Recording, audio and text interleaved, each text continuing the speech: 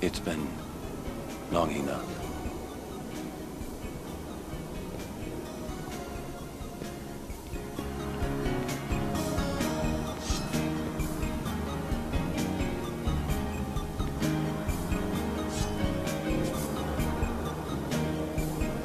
This is your world now.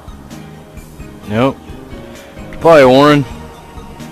You're awesome, dude. My favorite character in the game, anyways. The thing that sucks is that character cannot appear in the sequel of this game, unfortunately. Which is one of the reasons, one of the many reasons I do not like Final Fantasy X-2. One of the many, many reasons I don't like Final Fantasy X-2.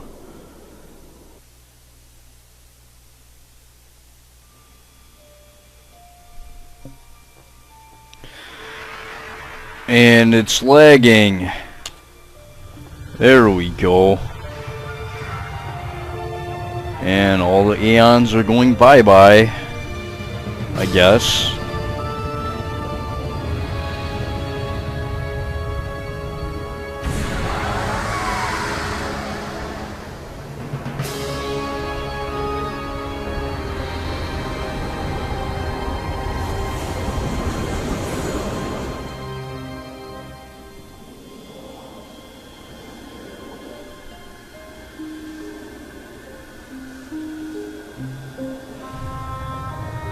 Music's pretty cool for this part, I like it.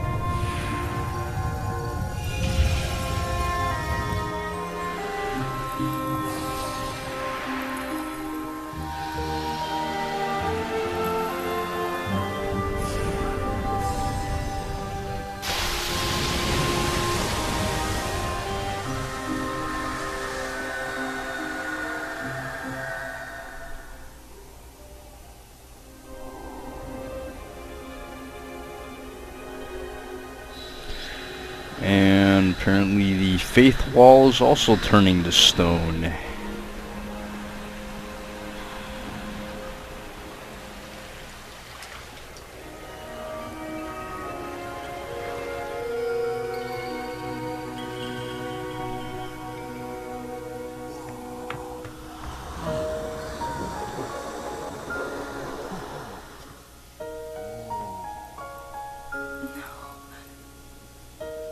Yuna, I have to go.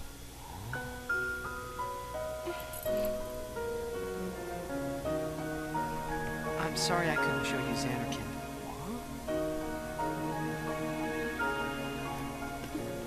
Where are you going, man? Goodbye. Hey! We're gonna see you again!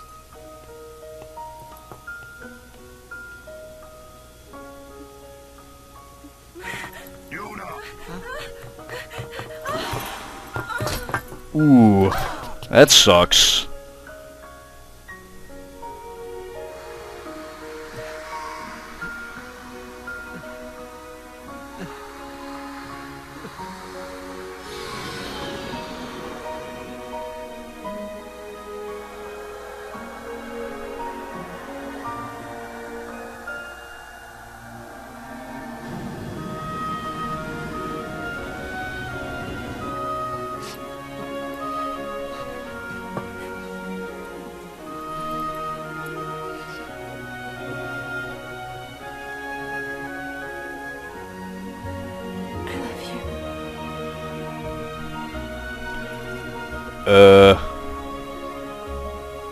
It's kind of late to say that now, isn't it, Yuna?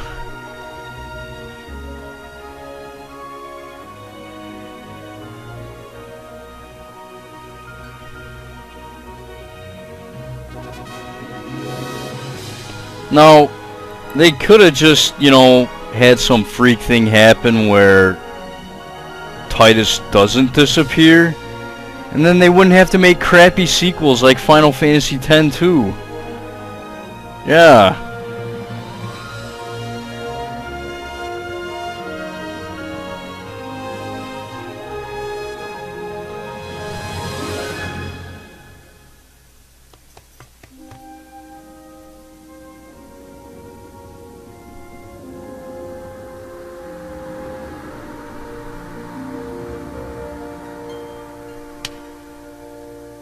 And I guess he gets reunited with his dad, I guess. Suppose that's what they meant from that.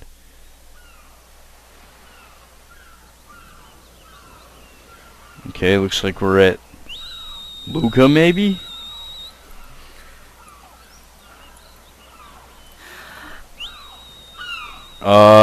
Yeah, I don't think that's gonna work anymore, Yuna. Yuna, it's time.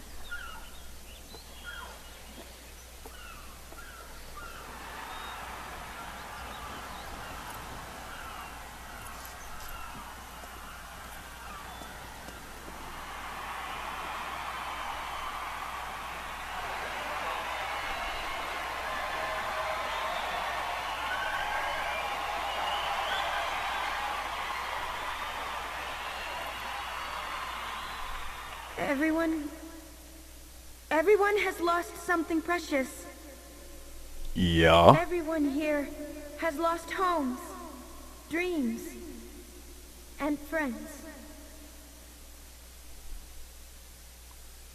Everybody, now, Sin is finally dead. Now, Spira is ours again. Working together. Now we can make new homes for ourselves and new dreams. Although I know the journey will be hard, we have lots of time. Together, we will rebuild Spira.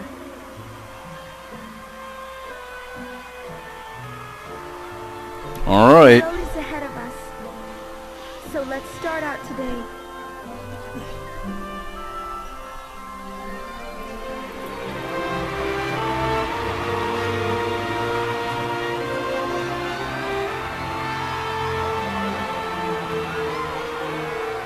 Just one more thing.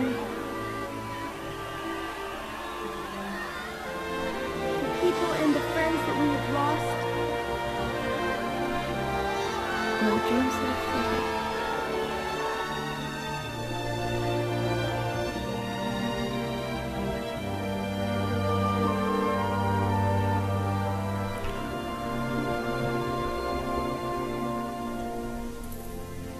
Never forget them. Okay, yeah, and that's where it should have ended. There should not have been a sequel for this game. Really.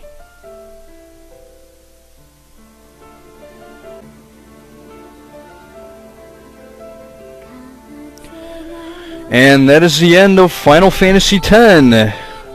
More specifically, the international version. Although the ending is exactly the same as all the previous versions of this game. And my review for this game, I guess. Well, the graphics. This game is over 10 years old, or just about 10 years old, and these graphics are still amazing. These graphics are still amazing, even 10 years later. I mean, I think there's actually probably still PlayStation 3 games that don't have as good graphics as this, but yeah, whatever. Those are the really bad ones, obviously. Gameplay, the battle system, probably one of the best in the series. Yeah, the conditional turn-based battle, which is kind of different than like the previous games since Final Fantasy IV with the active time battle system, but it is done extremely well. I've actually heard that the developers didn't want to actually go with this battle system while they were developing this game, which is insane. I mean, why wouldn't you? It's perfect. It works beautifully. At least I think it does. But yeah, the battle system, definitely really, really good. 10 out of 10. It's awesome. Probably one of the best in the series, in my opinion. I mean, yeah, I still like the active time battle system, but a lot of stuff would be screwed up, like in the earlier games, in Final Fantasy VII, for example. That's a good example. Unless it's a preemptive strike, you never ever attack first in a battle. The enemies always get the first blow against you. Always. Always. In this game, not so much. So it's actually done very well. You know, that's a big drawback of the active time battle system, is that it seems like a lot of the times the enemies are faster than you. Even if you get a preemptive strike in those earlier games, it seems like the enemies always attack first. But yeah, that's not really this game. This game is done very well. The battle system is done very well in this game. The customizing system, once again, done very well.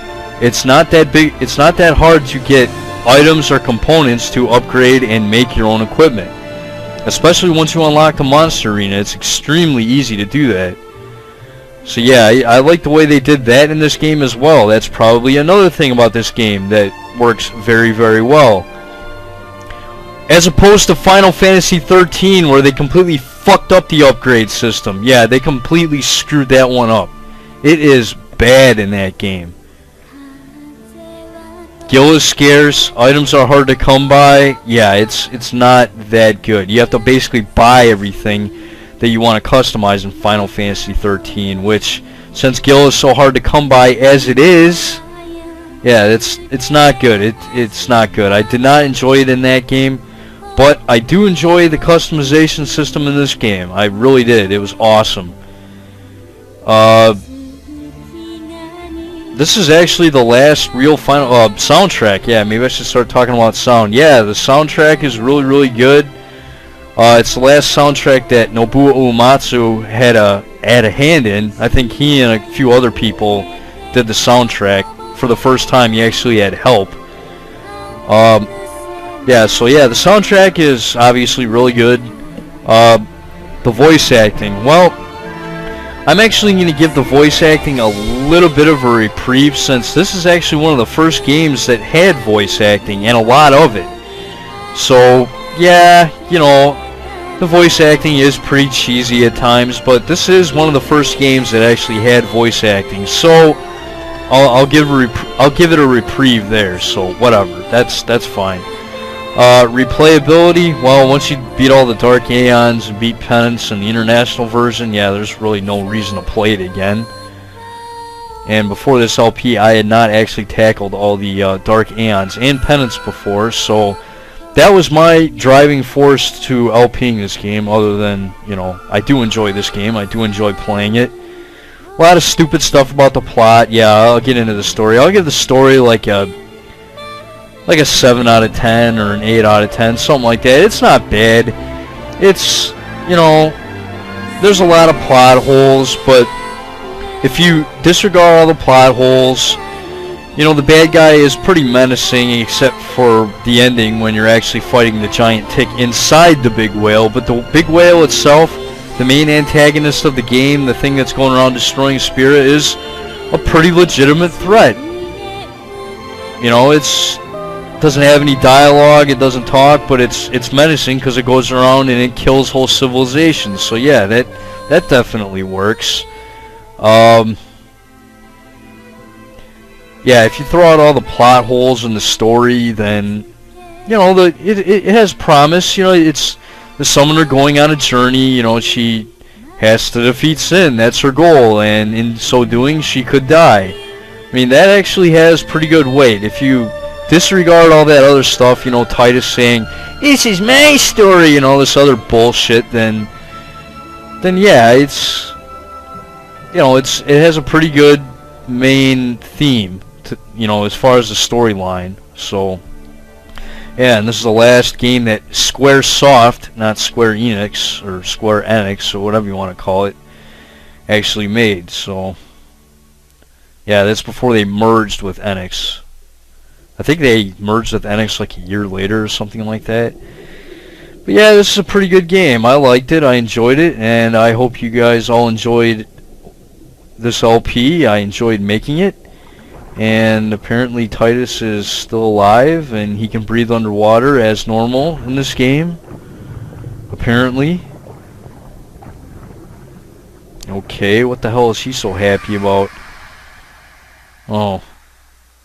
Is that supposed to be some kind of teaser into the Final Fantasy X-2 or something? And that is the end. And I will go ahead and continue working on Legend of Dragoon.